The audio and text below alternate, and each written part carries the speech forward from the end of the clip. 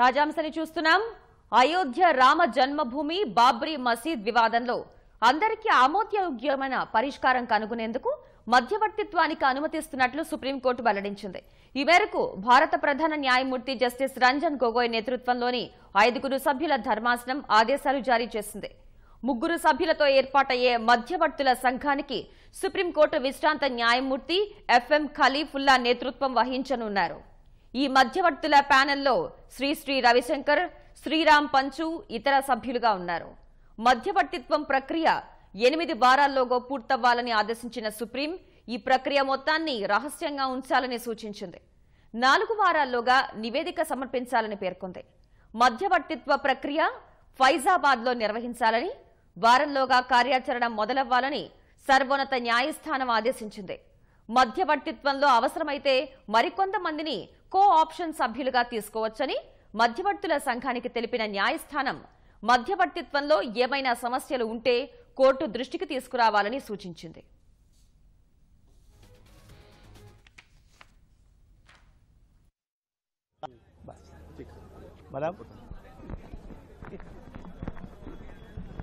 मजहब अपने मुस्लिम पक्षकार के लिए बढ़िया, बहुत बढ़िया।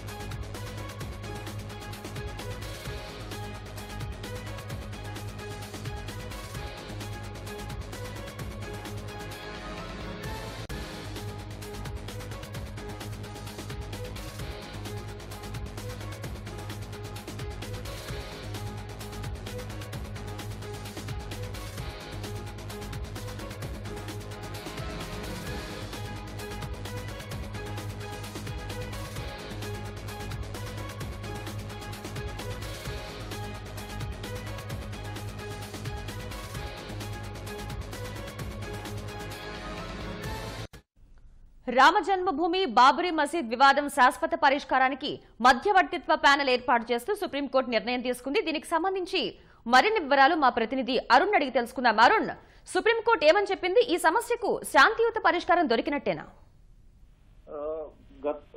గత 2 దశాబ్దాలుగా కొనసాగుతున్నటువంటి బాబ్రీ మసీదు వివాదం, బాబ్రీ మసీదు రామ జన్మభూమి వివాదానికి పరిష్కారం దిశగా సుప్రీంకోర్టు గత వారం నుంచి చర్యలు ప్రారంభించింది. గతంలో ఏం జరిగింది, ఇప్పటి వరకు ఎటువంటి వాదనలు జరిగాయి అనే దానికి, అదేవిధంగా ఇప్పటి వరకు ఎక్కడ ఎటువంటి పరిణామాలు చోటు చేసుకున్నాయి అనేటువంటి విషయాలకు తాము ప్రాధాన్యత ఇవ్వటం లేదని 5 సభ్యుల సుప్రీంకోర్టు ధర్మాసనం స్పష్టం చేసింది. దీనికి అనుగుణంగానే జస్టిస్ రంజన్ గొగోయ్, సుప్రీంకోర్టు ప్రధాన న్యాయమూర్తి రంజన్ గొగోయ్ నేతృత్వంలో ఏర్పాటైన రాజ్యాంగ ధర్మాసనం, 5 సభ్యుల రాజ్యాంగ ధర్మాసనం దానిపైన ఒక నిర్ణయం తీసుకొని ఈ రోజు కీలకమైనటువంటి ఒక ఆదేశాలను వెల్లడించడం జరిగింది. గత వారం చెప్పిన రీతిలోనే గత వారం సుప్రీంకోర్టు 5 సభ్యుల ధర్మాసనం ఇచ్చినటువంటి ఆదేశాలకు అనుగుణంగానే ఈ రోజు కూడా నిర్ణయం తీసుకున్నట్లుగానే జరిగింది. ఆ రోజు వాదనలు, గత వారం జరిగినటువంటి వాదనల సందర్భంలో సుప్రీంకోర్టు చాలా క్లియర్ గా, చాలా స్పష్టంగా చెప్పడం జరిగింది. గత వివాదాలకు సంబంధించినటువంటి విషయంలో తాము వెళ్లటం లేదని, ఈ సమస్యకు శాంతియుత పరిష్కారము మధ్యవర్తుల ద్వారా పరిష్కారం అయ్యేందుకు ఉన్నటువంటి అవకాశాలపైనే తాము దృష్టి సారిస్తున్నట్లుగా చెప్పడం జరిగింది. అందుకు అనుగుణంగానే 3 సభ్యుల మధ్యవర్తిత్వ ప్యానెల్ ను ఏర్పాటు చేయడం జరిగింది. జస్టిస్ ఖలీఫుల్లా మాజీ న్యాయమూర్తి నేతృత్వంలో మరో 2 సభ్యులను నియమిస్తూ సుప్రీంకోర్టు ధర్మాసనం ఈ రోజు కీలకమైనటువంటి ఆదేశాలను వెల్లడించింది. శ్రీ రవిశంకర్ దీంట్లో ఒక సభ్యులుగా ఉంటారు. ఆయనతో పాటు న్యాయవాది కూడా ఒకరు దీంట్లో ఉండి అన్ని విషయాలను పరిశీలించి తాము తయారు చేసినటువంటి నివేదికను మధ్యవర్తిత్వంగా తాము జరిపినటువంటి అంశాలన్నింటినీ పరిగణలోకి తీసుకొని 8 వారాల్లోగా పూర్తి స్థాయిలో నివేదిక అందజేయాలని, ఈ నివేదికను కూడా చాలా గోప్యంగా ఉంచాలని కూడా సుప్రీంకోర్టు ధర్మాసనం ఆదేశించింది. తాము ముందు నుంచి చెప్తున్న విధంగానే వివాదాల జోలికి వెళ్లకుండా, వివాదాలతో సంబంధం లేకుండా అన్ని అంశాలను పరిగణలోకి తీసుకొని తాము ఒక మధ్యవర్తిత్వం ద్వారా ఈ సమస్యకు పరిష్కారం దొరికేలా చూడాలనేటువంటి ఆలోచనతో ఉన్నట్లుగానే సుప్రీంకోర్టు ధర్మాసనం తొలి నుంచి చెప్తూ వస్తున్న విధంగానే ఈ రోజు కూడా ఆ సుప్రీంకోర్టు ఇచ్చినటువంటి తీర్పుకు అనుగుణంగానే, గతంలో చెప్పినటువంటి అభిప్రాయాలకు అనుగుణంగానే ఈ రోజు ఆదేశాలు జారీ చేసి 3 సభ్యుల ప్యానెల్ను ఏర్పాటు చేయడంతో పాటుగా తమకు అవకాశం ఉన్నంత మేరకు ఎవరెవరితోటైతే సలహాలు సంప్రదింపులు చేసేందుకు సహకారంగా కావాల్సి ఉంటుందో వారందరినీ కూడా మరికొంతమందిని తమ సభ్యులుగా చేర్చుకొని తద్వారా పూర్తి స్థాయిలో అవకాశం ఉన్నంత త్వరగా నివేదికను చేసేందుకు ఉన్నటువంటి అవకాశాలన్నింటినీ పరిశీలించాల్సిందిగా కూడా న్యాయస్థానం ఆదేశించింది. ఈ వారం రోజుల్లో ఈ మధ్యవర్తుల ప్యానెల్ తమ విచారణను అదేవిధంగా తమ అభిప్రాయ సేకరణను ప్రారంభించబోతుంది. దానికి అనుగుణంగానే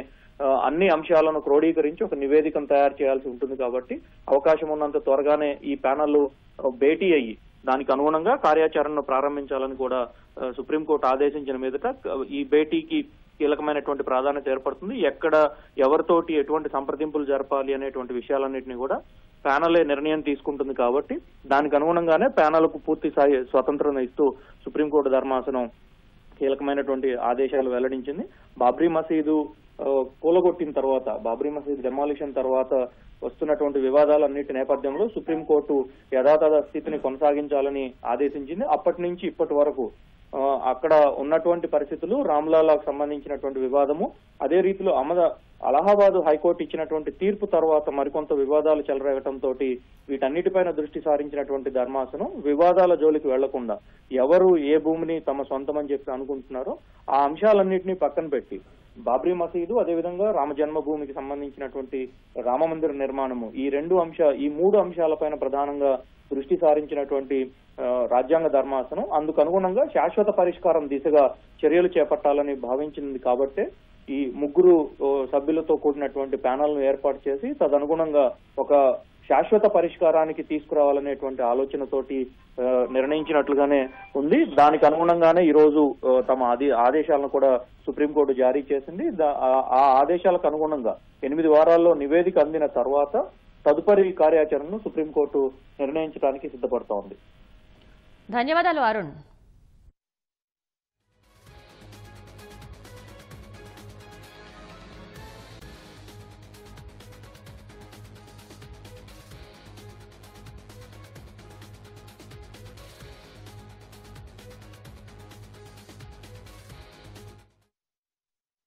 हम लोगों ने 3 नामों को दिया था, तो लेकिन जो माननीय सुप्रीम कोर्ट ने दिया है उसको हम बिल्कुल स्वीकार करते हैं। रामलला विरोध कर रहा है? नहीं, विरोध कोई करे, देखो हम पॉजिटिव चीज में जा रहे हैं, निगेटिव बातें नहीं है। और इसमें हमें राम मंदिर के लिए सब लोग मिलकर के, हिंदू मुसलमान, हमें पूरा विश्वास है कि आगे बढ़ेंगे। नहीं, मैं आप सपोर्ट कर रहा हूं और उसमें सबसे बड़ी बात है कि श्री रविशंकर जी का नाम है, जो हम लोग काफी समय से मीडिएशन के प्रयास कर रहे थे। हम लोगों ने बातचीत का काफी हम लोगों ने आगे बढ़ाया था, तो इसलिए हम इसका स्वागत करते हैं। तो बिल्कुल बहुत ही वो है और हम इसका स्वागत करते हैं और बिल्कुल अच्छा होगा।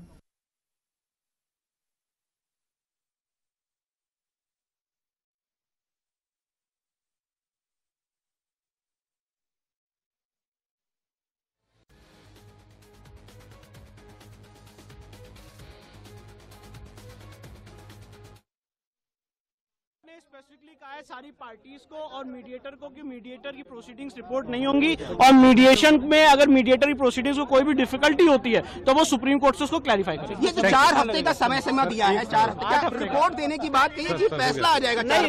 रिपोर्ट ऑलवेज मीडिएटर अपनी रिपोर्ट सुप्रीम कोर्ट के सामने सबमिट करेगा, और वो रिपोर्ट सुप्रीम कोर्ट को अगर उसमें उनको कोई डिफिकल्टी होती है तो वो सुप्रीम कोर्ट से उस बात को क्लैरिफाई करेगी। बिल्कुल, हम भी यही चाहते हैं कि टाइम लिमिट होना चाहिए और चुनाव से पहले इस मैटर को निपटाने का प्रयास करना चाहिए। जल्दी से जल्दी मैटर निपट जाए, मंदिर चालू हो जाए। चुनाव क्यों कह रहे हैं आप? चुनाव से, क्योंकि चुनाव में राजनीति होती है ना, तो राजनीति नहीं हो, ये हम चाहते हैं कि जल्दी मैटर निपट जाएगा तो राजनीति नहीं होगी। लेकिन फैजाबाद में एक मीटिंग होगी और मीडिया को भी रिपोर्ट करने के लिए उस दौरान मना किया गया है। अच्छा है, क्योंकि यदि मीडिया जाती है तो मीडिया की बात जब पूरे देश में पहुंचती है तो नेता लोग फिर राजनीति करते हैं, और मेरी समझ से कोर्ट ने इसीलिए रोका है मीडिया को कि जिससे कि राजनीति ना हो।